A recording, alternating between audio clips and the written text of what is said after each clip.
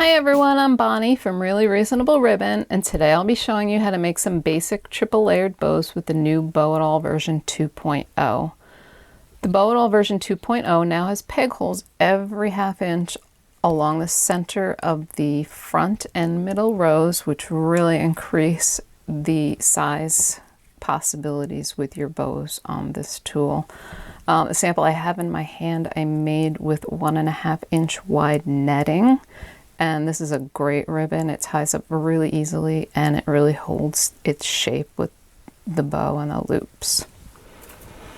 So your tool comes with 6 pegs, which is what you need for a triple layered bow. And I have the back row set in the closest holes in the center. The middle is at 3½ and 6½, and the front is at 4 and 6 inches. The first bow I'm going to show you we're going to be making with 1½ inch orange gingham, and I've made my point on what I consider my cut end, and which will be on the left side of the bow. You're going to leave 6 or 8 inches for a tail, or longer if you want a longer tail. And we're going to start at on the back 2 pegs, behind the back 2 pegs. We're going to wrap the ribbon in a figure 8 pattern, and we want 1 loop on each peg. So we keep figure eighting on each row until there's 1 loop on each of the pegs. The ribbon in my right hand is going to go through the center.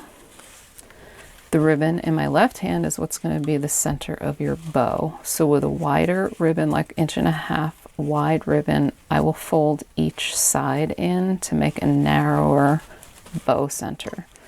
So you're crossing the ribbons in the back, bringing the center around and through the bottom.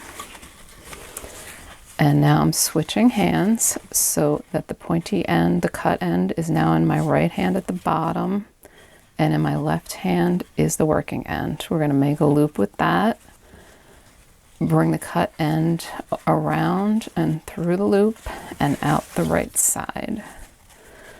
And I am going to gently start tightening the knot of my bow, just so it'll stay. And then you can start making adjustments to anything that you see on your bow that is not quite the way you want it.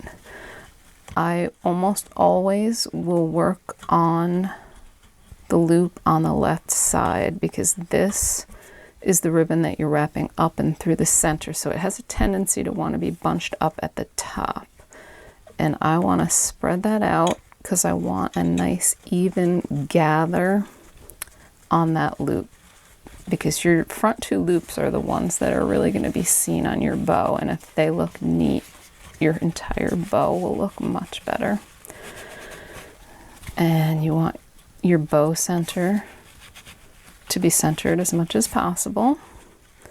Take one final check and then tighten it up, and I do that with a rocking back and forth motion to slowly and gently tighten that knot until I'm happy with it. So we're looking at our bow from the front and it's upside down. These will be your bow tails. So you can either snip them now or you can wait and snip them to the length you need for your project, which is what we'll do. So slide the bow off, and all you have to do is fluff your loops if they need it, and you have a finished triple layer bow. So this would be great for a decorative wreath, for cards, for whatever project you want. They also make great hair bows. All you take a French clip, line of hot glue, and you have a hair bow ready to go. Now you can also increase the size quite a bit with the pegs. Just move all the pegs out wider for bigger decorative wreath type items. Now I typically am looking to make a little bit smaller of a bow than this for my greeting cards, and I was trying to figure out if I was going to be able to do that with any of the peg holes here, and none of the holes really line up the way I wanted them to.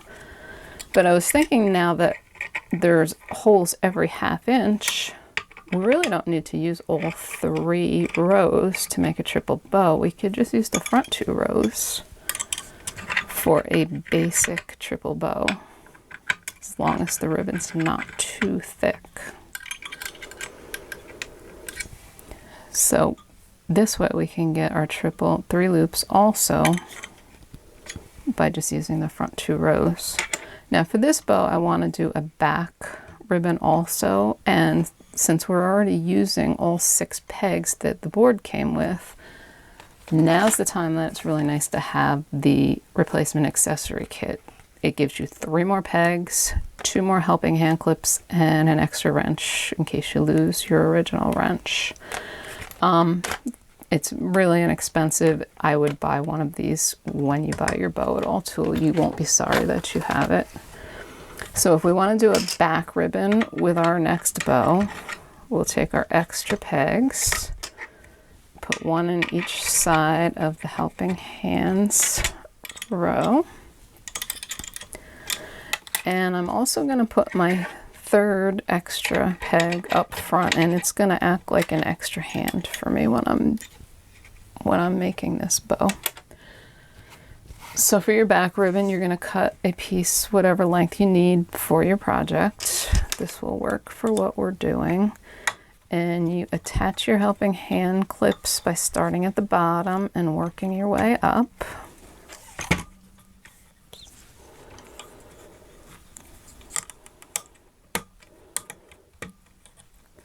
So that will be there, and that will just, we don't even have to pay attention to that until we're done.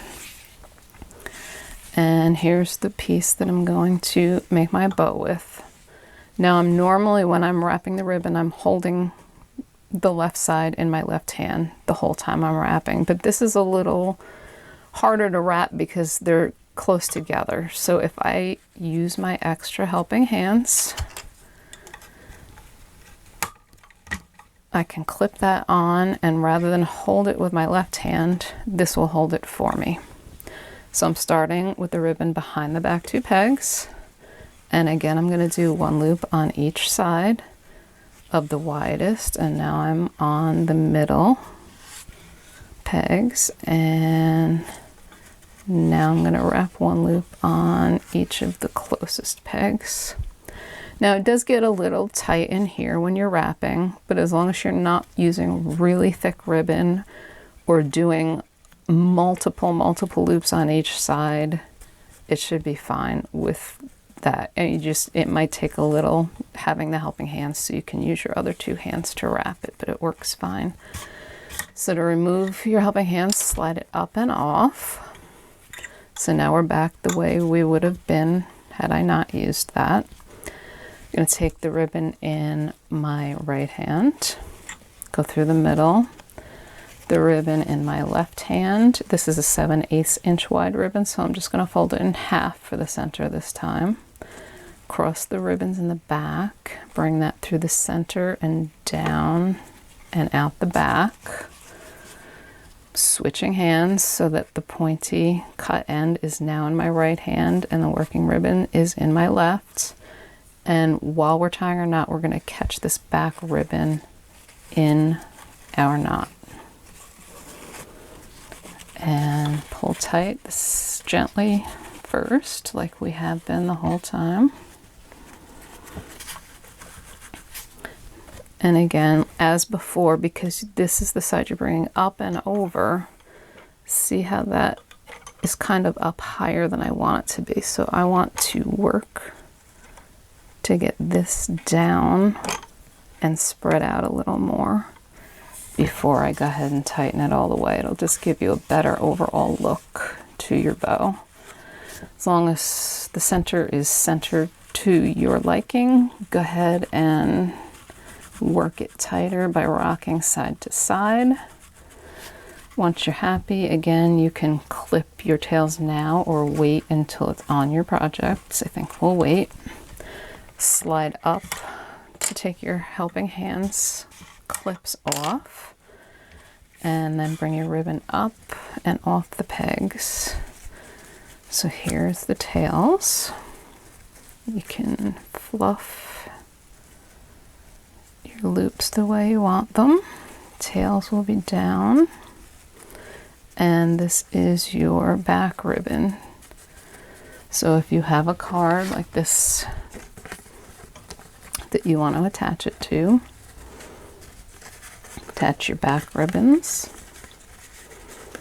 And there's your project. Now, because we worked this into the knot, you can slide your bow along that back ribbon so that it's wherever you want it on your project. Here's a few more samples that I made with the smaller bows. This is for me, this is a perfect size for a card. Thanks so much for stopping by and watching today. Be sure to subscribe to our Reasonable Ribbon YouTube channel because I'm going to be back with some more ribbon and bow ideas for the Bow It All version 2 really soon.